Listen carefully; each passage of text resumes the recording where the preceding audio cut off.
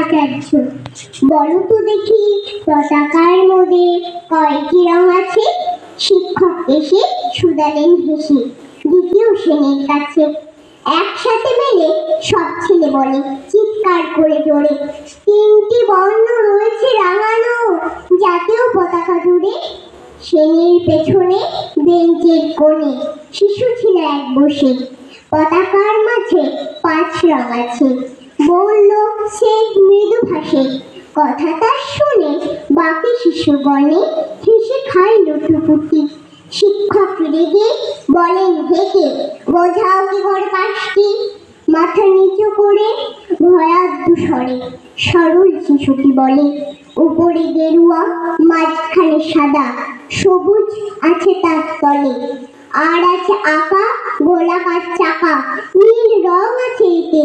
শিক্ষক বললেন এইটিকে ধরলে তবুও হচ্ছে 4টে।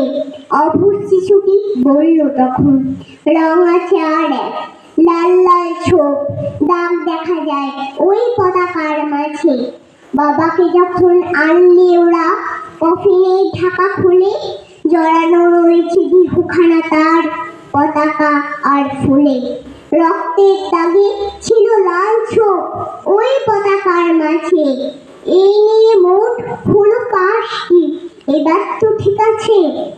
সরল শিশুটির জবাবখানি কাঁপিয়ে দিল বুক, ফোঁস এলো নয়ন ভরে, শুকনো হলো মুখ। আজও যারা দেশের জন্য করছে বলিদান, স্বাধীনতায় শহীদ সম তাদের অমর প্রাণ। হয়েছে স্বাধীন, পেরিয়ে গেছে 70টি বছর, দেশ বাঁচাতে যাচ্ছে যে প্রাণ, রাখছি কি তার খবর, রাখছি কি তার খবর। নমস্কার।